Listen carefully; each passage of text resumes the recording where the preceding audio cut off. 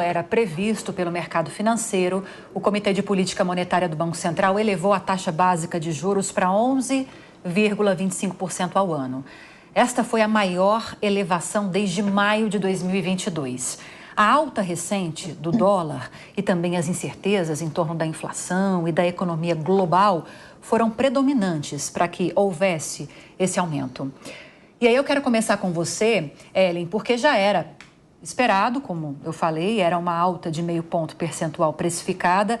Havia possibilidade de haver uma alta menos significativa, mas de qualquer forma haveria uma alta. E não houve indicações nesse comunicado, a gente vai receber a ata completa nos próximos dias dessa reunião, do que será feito na última reunião do Copom de 2024. Há uma previsão do próprio mercado também, via Boletim Focus, que a gente vai encerrar 2024 com uma taxa básica de juros de 11,75%. Se isso se concretizar, quer dizer que nessa próxima e última reunião do ano, em dezembro, haverá mais um aumento de 0,5 ponto percentual. A decisão acertada, eu sei que você não é economista, mas analisando os aspectos políticos, é por aí? Eu não sou economista, mas eu vou voltar no seu João da padaria, então, que eu dei o exemplo lá. Que eu dei o exemplo lá no começo do programa. Por que eu vou voltar no seu João da padaria? Porque, assim, o Banco Central está fazendo a única coisa que ele pode fazer diante de um cenário de gastança e inflação.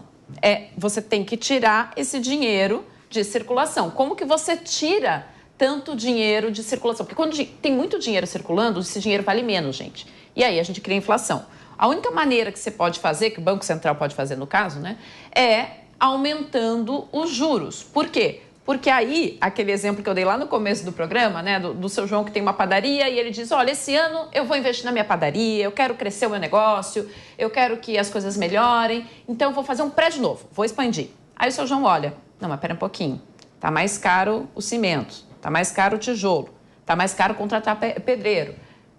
E se eu fizer esse investimento, eu não tenho garantia de que isso vai me render ali no ano 11,25%. O que eu vou fazer? Não, eu não vou fazer isso agora. Eu vou deixar esse meu dinheirinho lá investindo, que está rendendo isso de juros, né? Essa taxa de juros, onde eu vou ganhar mais e, de repente, lá na frente, se o cenário mudar, aí eu faço o meu investimento. Ou seja, isso que a gente está falando, que é tão árido, né? Taxa de juros, Copom, tem a ver com o seu João da padaria, com você que compra o pão, né? Por quê? Porque quando a gente tem gastança do governo, a gente tem dinheiro valendo menos, a gente tem inflação, a gente tem menor poder de compra.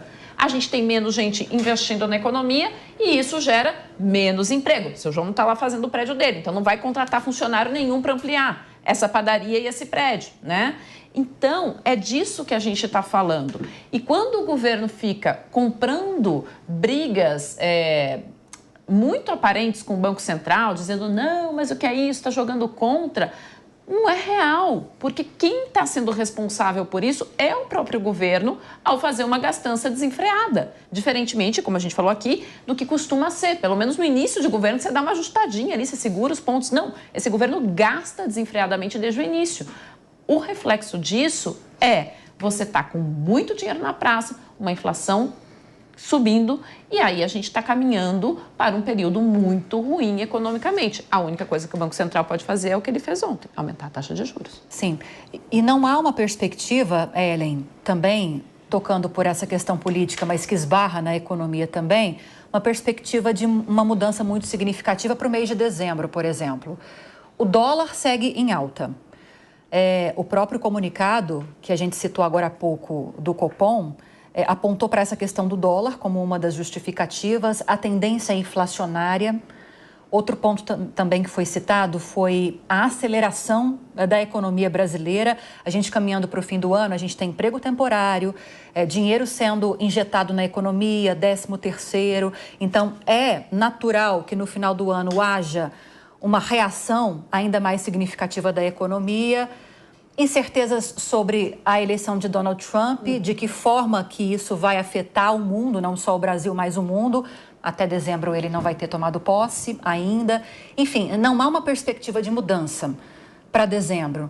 Então a gente pode esperar, pelo que a gente está percebendo, que realmente haverá um novo aumento na taxa básica de juros? Eu vou pedir licença para os meus colegas que são economistas sobre isso, mas o que tudo indica, pelo que a gente consegue olhar no nosso dia a dia, no dia prático, ali, onde eu vou fazer minha compra, onde eu vou... É isso, é que a gente vai continuar sendo mais caro você tomar algum dinheiro para você, ou seja, vai continuar subindo os juros, vai ser mais caro para todo mundo tomar algum tipo de dinheiro para fazer um investimento por aqui.